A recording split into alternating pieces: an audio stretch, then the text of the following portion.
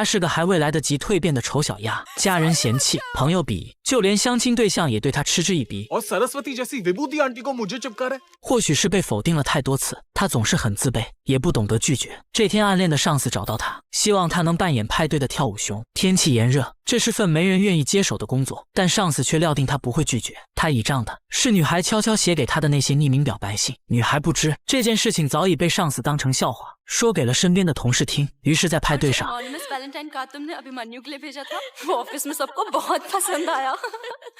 他伤心跑开，躲在电梯里悄悄抹着眼泪，直到电梯再次响起，才又慌乱地将头套戴了起来。而他命运的齿轮在眼前这个混混似的男人踏进电梯那一刻起，便悄然开始了转动。电梯很快出现了故障，封闭空间内的温度开始逐渐升高，男人热得脱掉上衣，可还是没有丝毫缓解。他瞅了瞅身边的大熊，将手伸向了裤子的拉链。Oh shit！ 男人赶紧表达歉意，并慌忙地将衣服穿好。沉默片刻，他忽然觉得对方有些眼熟，定睛看去，男人这才想起，女孩正是今早路过家门口，并让他眼前一亮的楼上邻居。许是衣服比较笨重，女孩尝试了几次都未能成功。见此情况，男人主动提出可以帮忙，将头发捋至前方。女孩有些害羞，拉链似乎卡住了布料，男人猛一用力，却不小心将女孩的衣服扯了下来。这时电梯也恢复正常，羞愧之下，女孩赶紧逃离了这里，连头套也忘了拿。一路追随，男人终于在图书馆找到女孩，归还头套后，他希望女孩能帮忙推荐一本书。8 साल बाद अगर जैसे कोई जेल से छूट के बाहर निकलता है तो उसे क्या पढ़ना चाहिए？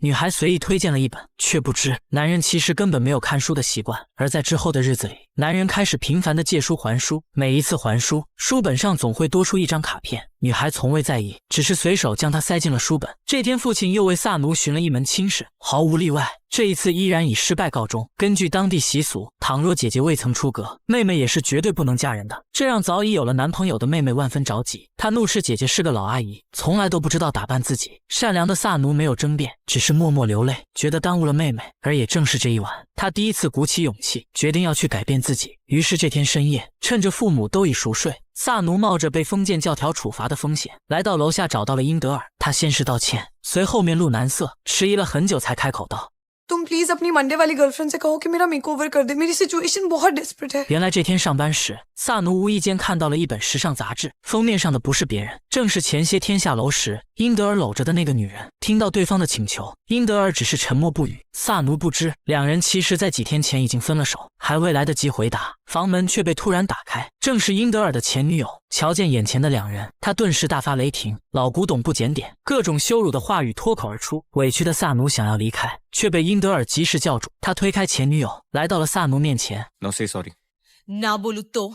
ना बोलूं तो अपनी कफ परेड वापस जा सकती हूँ。英德尔对他人的极力维护，让前女友气急败坏。临走前，他用力将酒瓶砸向萨奴，好在英德尔反应迅速，及时将萨奴护在了怀中，但他的后背却被玻璃刺伤。愧疚之下，萨奴执意要陪同英德尔前去药店，却不知这一幕刚好被小区保安看在了眼中。हेलो हाँ सेक्रेटरी साहब।简单包扎后，回到家的英德尔一头栽倒在床上，沉沉睡去。萨奴抬头望去，却瞧见鲜血已经染红了被单。焦急之下，他赶紧为英德尔处理伤口。而这一幕刚好被赶来的父亲看在眼中，缓缓走到女儿面前。良久的沉默后，英德尔想为萨奴解释，却被煽风点火的围观者所打断。而当着这么多邻居的面，一向看重脸面的父亲没有办法，只能拿出手机，做出了那个最残忍的决定。क्रियाकर्म करने वाले पंडित को बुला लो। किसका？ तेरी बेटी मर गई ना सरू।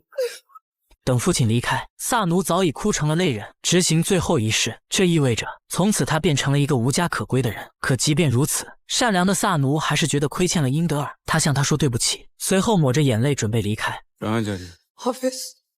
क्यों？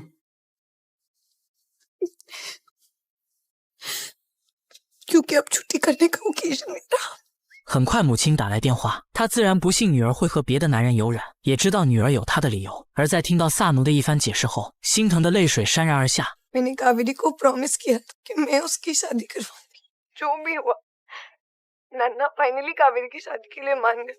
回到工作的图书馆，萨奴开始寻找住的地方，只是时间仓促，直到下班，他依旧没有找到任何一个落脚点。正孤独无助时，英德尔出现在了身旁，他没有说话，只是接过萨奴手中的租赁报纸，然后坐在他身旁，将一串钥匙递给了他。萨奴不知，看似粗糙的英德尔实际上却是铁汉柔情。他不仅为萨奴找了落脚点，同时也正在联系一名更加顶尖的造型师。第二天一早，英德尔带着萨奴前去置办家具，本来一切正常，只是在一处酒水摊前，萨奴却抢过英德尔手中的烈酒，一口气喝了下去。没过多久，眼中的人物开始出现重影，而萨奴也第一次彻底解放了天性，扒了老板的水果摊，拯救砧板上的鱼儿，见人就送的飞吻，还有那抱着垃圾桶的魔性舞蹈，这一系列非正常的操作，直接打了英德尔一个措手不及。但他却始终未曾离开，只是紧紧跟随萨奴，默默陪伴着这个可爱的疯女人，直到她躺在地上沉沉睡去。第二天，两人接着出门购物，英德尔掏出先前所借的书籍，再一次递给萨奴，希望他能帮忙归还。可这一次，萨奴依旧没有注意到夹在书本上的那张卡片。他询问英德尔自己到底是个怎样的酒鬼。英德尔强忍上扬的嘴角，然后告诉他रोमांटिक।说完这4个字，英德尔便转身去了对面超市。这时萨奴远远瞧见前方一个男人掉落了钱包，一旁的乞丐捡到却并未归还，他立刻上前与其理论。赶来的英德尔接过钱包，萨奴本以为他会将失物归还，可在看清钱包主人的身份后，英德尔却将钱包再次甩给乞丐，随后转身就走。萨奴追上前，希望能将东西还给失主，却并没注意到，此时英德尔脸色早已变得难看起来。इंदर सुनो, Inder Get lost! 直到夜幕降临，英德尔的情绪才慢慢平静，意识到自己的冲动，他赶紧给萨奴打去电话，但却显示无人接听。来到萨奴居住的地方，家里也没有人，四处寻找无果后，一向处事不惊的英德尔第一次开始变得慌乱起来。就在他焦急万分时，眼前出现了一个熟悉的身影，他瑟瑟发抖地坐在公交站台前，是那么的惹人心疼。瞧见找来的英德尔，萨奴委屈的声音有些哽咽。 I'm a beast, Zero. तुम सॉरी हो? हाँ। तो then say sorry. Sorry. 紧紧扑向英德尔怀中。此刻他所能依靠和信任的唯有英德尔一人。回去的路上，英德尔刚想解释原因，却被萨奴提前开了口。原来他早就从书中得知，那名失主不仅是个知名律师，同时也是英德尔的父亲。 Renowned lawyer Rajinder Lal Parihar with his son Inder Lal Parihar in front of their 1858 oak tree. नफरत है मुझे उनसे। 见英德尔不愿多说，萨奴也并没有多问。沉默片刻，英德尔询问萨奴是否有捷径可以让父亲重新接纳他。萨奴说，除非有知名院校的人愿意娶她，才有可能得到父亲的祝福。 तो कर लो शादी। विभूति आंटी से किसी को शादी नहीं करनी। 听到这里，英德尔没有说话，只是让司机调转了车头。而一场由丑小鸭到白天鹅的华丽蜕变，也终于是姗姗来迟。造型店中，英德尔联系的造型师早已等候多时。他先是打量了一下萨奴，随后摘掉他的眼镜，量出他的3围，制定他的发型。只是稍加改造，那张被埋没的精致面容便已经可窥一斑。换上漂亮的衣服，萨奴的内心也变得愈发欢快。他看着眼前这个默默付出的男人，眼中尽是掩盖不住的情愫。而当萨奴换完最后一套衣服，就连早有准备的英德尔在瞧见那张面容时，也不禁陷入了短暂的失神。 कैसी लग रही हो? आज के बाद तुम्हें कोई विभूति आंटी नहीं बोल पाएगा। अम्मा कावेरी और नाना मुझे ऐसे देखते तो बहुत खुश होते हैं। तो चलो उन्हें दिखाते हैं। 第二天一早，英德尔就带着萨奴来到了家门口，只是满心的欢喜和期待，却在瞧见房内的最后一事时，瞬间化为乌有。他从未想过，父亲竟会真的狠心与自己断绝关系。含着眼泪走下楼，萨奴的声音有些抽噎。 इंदर, ये जो प्रिटी फेस तुमने मुझे दिया है ना, और इसको देख के जब कोई अच्छा लड़का कहेगा कि मैं नहीं सर, तो I will say yes please. 等收拾好心情，萨奴以全新的姿态回到了工作，所过之处无不引人侧目，就连曾经不屑一顾的上司也开始对他另眼相看。他一改前态，开始频繁出现在萨奴身边。可面对这个自己曾经暗恋的男人，此时的萨奴却只想躲避。英德尔问他为什么， अब मत पूछना क्यों. 有时薄薄的一层窗户纸，倘若无人戳破，也可以遮蔽一切。在英德尔看来，那些夹在书本中未被回复的卡片，就已经代表了萨奴的态度。何况自己一个坐过牢的恶人，又怎能配得上善良的他呢？这天，上司再次找到萨奴，一番甜言蜜语的攻势下，他突然牵起萨奴的手，竟直接开始了求婚。虽然开心，但萨奴却并未直接答应，而是在见到英德尔后，将这件事情告诉了他，并询问他自己该怎么办。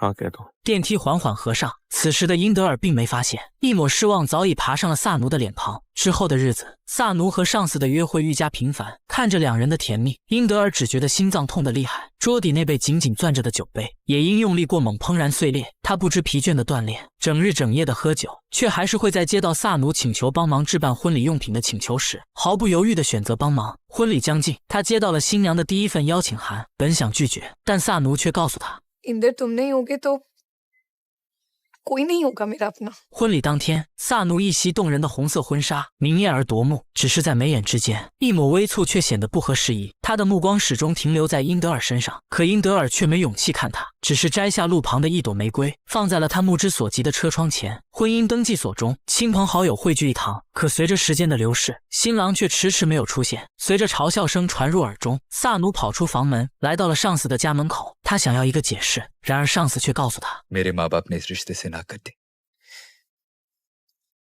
I'm sorry。大脑瞬间一片空白，这是萨奴最害怕的事情。他已经被家人所抛弃，而现在他又变成了那个被丢下的人。撕碎车窗前的那朵玫瑰，萨奴无助地站在原地，失声痛哭起来。英德尔没有说话，只是将滑落的婚纱重新为他披上，然后紧紧将其揽在了怀中。来到早已预定的蜜月酒店，萨奴跳进浴缸，发泄着心中的不满。英德尔默默伴其左右，始终未曾离开。可当萨奴向前吻来时，他却选择了躲避。 कल सुबह तुम मुझे हेट करोगे सर। 英雄难过美人关，萨奴的一次次主动，终究还是让英德尔选择了留下。翌日醒来，见萨奴不在身边，英德尔向窗外望去，却看到萨奴和找来的上司抱在了一起，同时手机收到一条短信 अभिमन्यु मिलने आया था, समझ में नहीं आता तुम्हें सॉरी बोलूं, थैंक्स या फिर गुड बाय। 扔掉手机，英德尔顿时心灰意冷。原来自始至终，他只是个替代品。回到家，英德尔收拾好行囊，准备离开这个城市。但让他没想到的是，萨奴的妈妈竟找上了门。原来小女儿即将结婚，她希望英德尔可以帮忙转交一下邀请函。本想拒绝，可一旦涉及到萨奴两个字，所有的坚决和狠心便黯然失色。然而当英德尔来到图书馆，却发现萨奴已经辞了职。于是他又找到萨奴的上司，希望他可以代为转交邀请函。可上司却一脸凝重，说自己后来的确又去见了萨奴一面，但自那次之后，他们便再没有见过。英德尔眉头紧锁，总感觉对方隐瞒了一些事情，不好的预感涌上心头。他调动所有的人脉，找了很多地方，却始终没有萨奴的消息。好在经过不懈努力，英德尔还是在一片丛林中找到了静静发呆的萨奴。 मेरे पास एक गन है और अगली बार अगर तुम मुझे बिना बताए चली गई ना तो उसकी 6 की 6 गोलियां यहाँ और यहाँ चला दूंगा। 见萨奴起身想走，英德尔追上前，问他为何不声不响的消失。 क्योंकि सिंपैथी फ्लिंग के बाद एक दूसरे को हेलो नहीं बोलते, अवॉइड करते।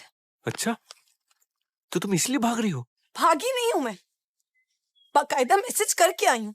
原来信息里的那句我该说对不起谢谢还是再见，其实是萨奴在征询英德尔的意见，那是想和上司说的话，而并非他和上司复合想对英德尔说的话。只是萨奴始终未能收到英德尔的答案，就像他准备嫁给上司之前，每一句言语的试探，每一个眼神的流露，每一次意见的征询，都未能得到这个男人的回应。萨奴是自卑的，他自然的以为英德尔不喜欢自己，陪伴也只是出于同情，这种并非最佳选择的爱情，对两人都没有好处。 उस रात जो कुछ भी हुआ, वो सिर्फ अभिमन्यु को बुलाने के 2 पल। 英德尔心脏猛地一滞，他不再去看萨奴，只是低头不语。良久之后，才默默地转身离开。而当英德尔消失在视野后，萨奴这才卸下伪装，大步地奔向马路，跪在地上嚎啕大哭。只是英德尔又怎会真的离开？他重新出现在了萨奴面前。萨奴起身抹干眼泪，对视良久后，一把扑向了英德尔怀中。 अब बताओ मैं तुम्हारे कौन हूँ? बताओ मैं तुम्हारे कौन हूँ? सरू सरू सरू सरू 医院中，医生告诉英德尔，萨奴脑中长了一颗肿瘤，情况十分不乐观，万万不能随意乱跑。 और यही बात मैंने सरोर उसके फियांसे को समझाई। एक सेकंड अभिमन्यु या 愤怒的英德尔找到上司，一拳打在他的脸上。只是上司的一番解释，却让这份愤怒眨眼间变成了心疼。原来公司管理着员工的日常体检，所以会提前知道他们的身体状况。而那日上司之所以去找萨努，就是为了将事情告诉他。तब झूठ क्यों बोला? इंदर को कुछ नहीं बताओगे, यही एक प्रॉमिस लेकर चली गई। 回到医院，英德尔接过萨奴的东西，无意间看到了一条手链，再看向他的手机，原来是给妹妹精心准备的结婚礼物。英德尔知道萨奴一定特别想去参加妹妹的婚礼，只是如今以他的身体状况，再加上父亲的排斥，怕是很难顺利出席。于是为了不让萨奴留有遗憾，英德尔乔装成工作人员，在婚礼现场布下了很多摄像头。等萨奴醒来，他带着他走进一栋楼房，穿过有些狭窄的走道，拧动钥匙，房门随之打开。而一场精心设计的浪漫，在这个看起来有些杂乱的地方，也正在悄然拉开序幕，像是排练了很久一般。英德尔熟练地撬动各个开关，房间内开始变得明亮起来。他晃动台上的纸人，灯光依次亮起，拉下绳索，漫天的丝带飘落而下，看似杂乱的空间，眨眼就变得温馨而浪漫。按下手中的按钮，一台小火车缓缓而行，上面装载的是一台遥控器。揭开身后的白色布料，7台正在放映的电视映入眼帘，正是妹妹的婚礼现场。萨奴惊喜地起身，转头是英德尔递过来的代表祝福的花朵，以及他浓情似水的眼神，而那句被深埋心底的话，这一刻也终于脱口而出。萨奴先是一愣，随之会心一笑。他曾无数次想过能听到这句话，只是如今他却不能做出内心的选择。ना मैं तुम्हारी फर्स्ट चॉइस हूँ, ना तुम्हारे लिए बेस्ट चॉइस हूँ। तुम मेरी ओनली चॉइस। 萨奴不再让英德尔开口，因为他怕会忍不住答应下来，他怕会耽误这个好男人的一生。回到医院，萨奴再次陷入了昏迷。英德尔喝得酩酊大醉，他来到萨奴家中，本准备把实情告诉他的父母，却一眼瞧见照片上那代表诅咒的花环，径直走上前，他一把将花环扯了下来。萨奴的父亲闻言赶来，一巴掌打在英德尔脸上。英德尔并未还手，只是固执地说道： इसकी फोटो पे हाथ लगाना बंद कर दीजिए। क्या कर लेगा तो? फिर थप्पड़ खाने आ जाऊंगा आपके घर। 第二天一早，警官就找上了门。在众人的举报下，英德尔被强行带回了警局。与此同时，医院里的萨奴醒来，在他的强烈要求下，医生准许了他的出院申请。只是他在医院门口等了很久，始终没能等来英德尔。警局中，英德尔提出想要打个电话，却遭到了无情的拒绝，生怕萨奴醒来见不到自己。焦急之下，英德尔没有办法，只好强行冲出了警局。另一边，萨奴来到曾经工作的图书馆，无意间他翻到了英德尔先前所借的书本，而那些被忽视的一张张卡片也终于浮现在眼前。भालू गर्ल, कॉफी? कॉफी नहीं चाहिए तो हार्बर्ड टकीला। आज लिफ्ट में एक लड़की से मिलके लगा लाइफ की बेस्ट चॉइस मिल गई। 萨奴喜极而泣，原来所爱之人竟一直都在回应着自己，原来所有的陪伴都是因为喜欢。 तुमसे मिले 27 दिन 9 घंटे हुए हैं, पर तुमने कोई जवाब नहीं दिया। So I guess no thank you है, but कभी भी मूड बदले तो call me。 拿起手机，萨奴拨通了英德尔的电话，只是手机铃声却在房顶响了起来。与此同时，英德尔正与警方展开着一场激烈的追逐赛，他打翻所有追上来的警察，直到瞧见警官，才压下了心中的怒火。看出英德尔眼底的坚决和焦急，警官心头一软，决定先让他完成自己的事。几番寻找，英德尔来到图书馆，终于看见早已红了眼眶的萨奴。他拉起萨奴就走，准备带他回到医院，可萨奴却停下了脚步。 कहते हो तुम्हारी बेस्ट चॉइस हूँ, फिर उस अभी मनी उसे शादी करने की परमिशन क्यों दी? जरूर तुम मेरी बेस्ट चॉइस हो, लेकिन मेरे जैसा क्रिमिनल तुम्हारी बेस्ट चॉइस नहीं। 所有误会都已解开，萨奴的心中百感交集。他上前一步，那些在心中预想过无数遍的词句，在这一刻终于有了说出口的勇气。 Marry me. 一把将萨奴揽入怀中，这条崎岖颠簸的爱情路，终于是让两人短暂的走到了一起。一旁的警官将一切看在眼中，许是有过类似的经历，他的眼眶有些泛红。稍微迟疑后，他打开了英德尔的手铐。 मेरी तरफ से शादी का तोहफा। 这天晚上，萨奴躺在英德尔怀中，商量着明日的结婚事宜。看着手上象征祝福的曼海蒂图案，他告诉英德尔，等他走后，不可以在他的照片上挂上花环，只需要将它埋在美丽的树底，这样家人前来看望时，他就可以化身为花。为了让婚礼尽可能的完美，英德尔连夜再次来到了萨奴家。他扯掉被重新挂上的花环，径直找到了萨奴父亲，举枪威胁道： आज के बाद इस पे माला नहीं चढ़ाएंगे आप, क्योंकि कल सरू की शादी है। 英德尔的情绪有些失控，本就不多的希望对方能参加婚礼的期待，此刻也变得荡然无存。只是英德尔并不知道，在这个死要面子且固执的父亲身后，右手紧紧攥着的是大女儿最喜欢的一本诗集。两人的婚礼很简单，观众也只有警官一人。在牧师的主持下，他们宣读誓言，互换真心。可就在英德尔准备为萨奴戴上花束时，萨奴的父母却出现在了门口。看着表情严肃的父亲，萨奴眼眶通红，他扑向父亲怀中，一遍遍地请求他能让自己嫁给英德尔。瞧见消瘦许多的女儿，一旁的母亲潸然泪下，轻轻推开萨奴。父亲从口袋里拿出代表祝福的圣灰，点在了女儿的额头上。अब दुल्हन लग रही हो。萨奴喜极而泣，于他而言，能得到父亲祝福的婚礼才算是完整的婚礼。只是当他再次看向英德尔时，眼里却是一片模糊，强撑着露出微笑，为英德尔挂上代表幸福的花束。直到在登记簿上写完名字的最后一笔，萨奴的身体才终于再难支撑，重重地倒在了英德尔怀中。医院中，父亲站在女儿的床头，眼里闪烁着泪光。他问萨奴是否恨他，萨奴只是微笑，随后伸手说道आपको बहुत मिस करती हूँ नाना。上前握住女儿的手，父亲询问医生萨奴什么时候可以回家。他想要邀请所有的族人重新迎接女儿的回归，只是医生却低下了头，沉默良久，才遗憾地说道 Excuse me。霎时间，父亲的脑中一片空白，他踉跄着瘫倒在病床前，心中的悔恨和自责也决堤般的奔涌而出。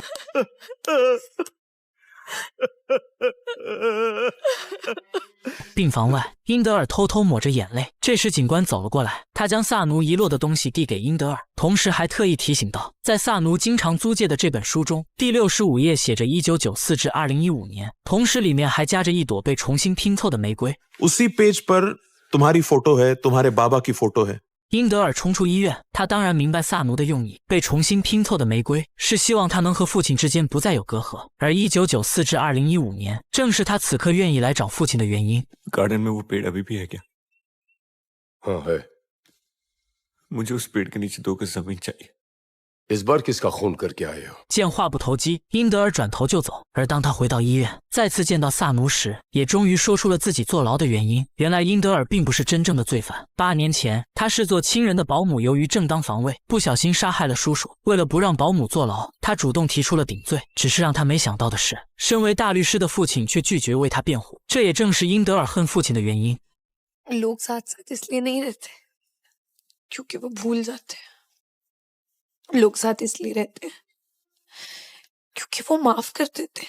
英德尔知道萨奴之所以如此执着他和父亲的关系，只是不忍心今后他再次变成孤零零的一个人。预感到时间所剩无几，萨奴让英德尔靠在自己肩头，轻轻拍打他的臂膀后说道：“此话一出，英德尔的心脏顿时一阵绞痛，眼眶也早已泛红。他紧紧将萨奴揽在怀中，良久之后才吻向他的脸颊，声音哽咽地说道 I love you.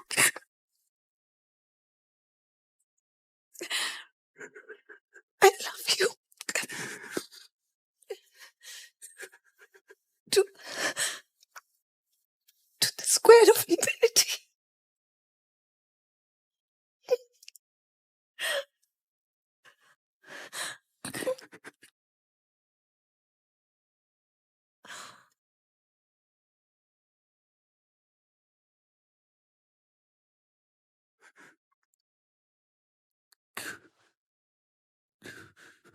“随着仪器刺耳的声音传入耳中